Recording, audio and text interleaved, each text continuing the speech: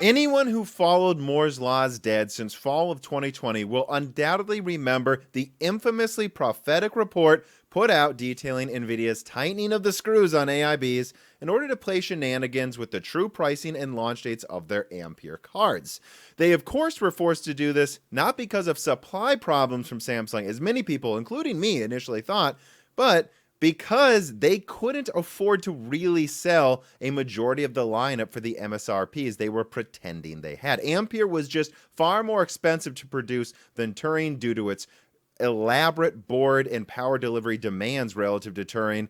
And, well, of course, now we also know they did this so that they could sneakily supply cards to miners before gamers, prioritizing people mining altcoins over the people they say they care about.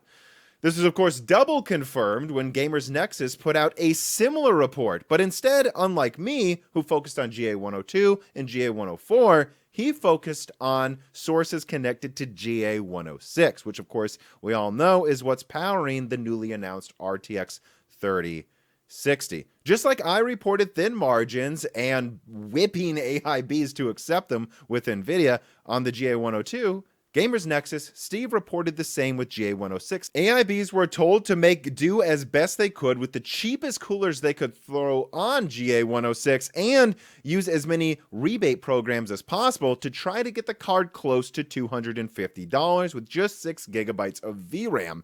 Now, of course, AIB said if they did this, they would effectively be making no amount of money, but, well, this is what Nvidia's initial plan was to compete with Navi 22, which, make no mistake, Navi 22 is a major threat to Nvidia, and they had to decide between two evils. One was trying to win the price war and putting this as low as possible so that they could still just give it 6 gigabytes of VRAM and not make the 3060 Ti look stupid.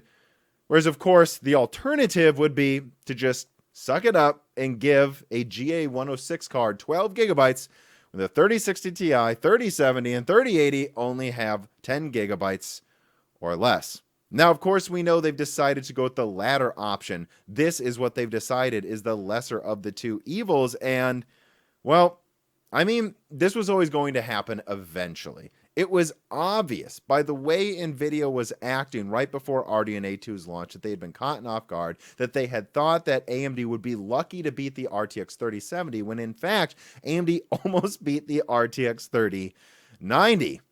You know, that's why they skimped with VRAM on the majority of the opening of the lineup in an unprecedented move, taking their cut-down 102 card, which, make no mistake, the 1080 Ti was a cut-down 102 card 4 years ago, sold for $700. They now decided to give you only 10 gigabytes for the same price.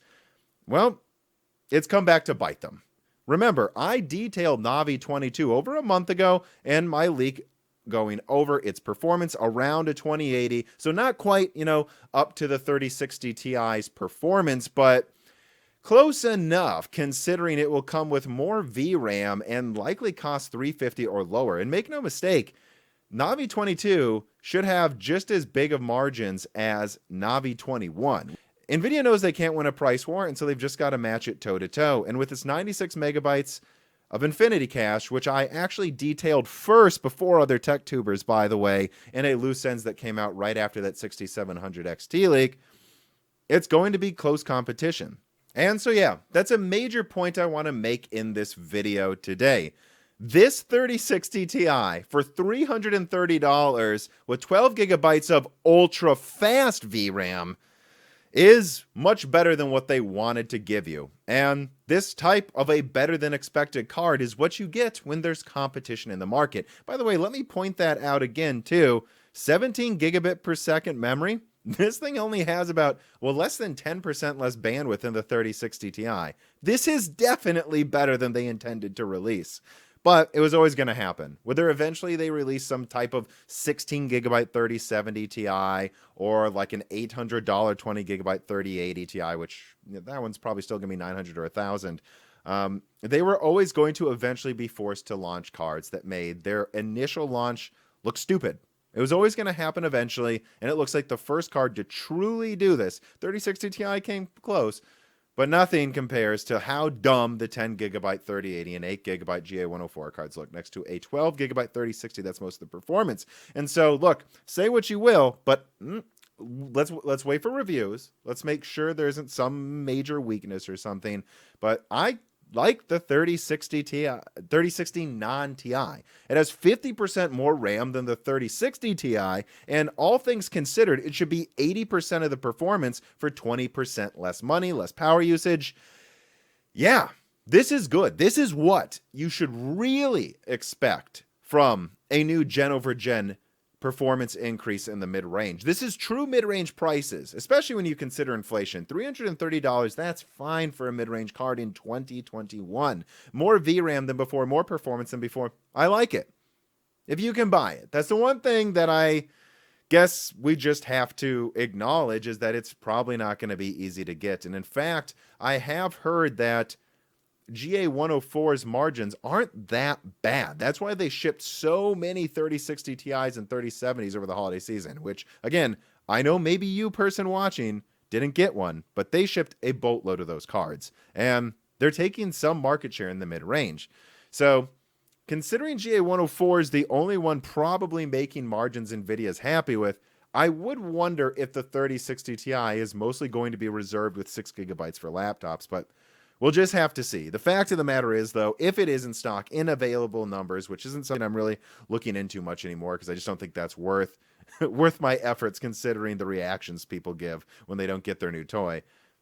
I think if you can get one, it is for sure the card to get out of the Ampere lineup. Bar none, for sure. The only one that doesn't look stupid compared to the previous gen and compared to what you should expect out of a new lineup in a gen over gen increase. And besides all that, I really don't have much else to say about this graphics card. AIBs tell me they're furious with Nvidia again. They were planning printing materials and boxes for a 6 gigabyte card. At the last minute, it's now 12 gigabytes, and they're going to have to throw a bunch of stuff out to support this, just like they had to when they thought they were going to be launching 20 gigabyte 3080s in December.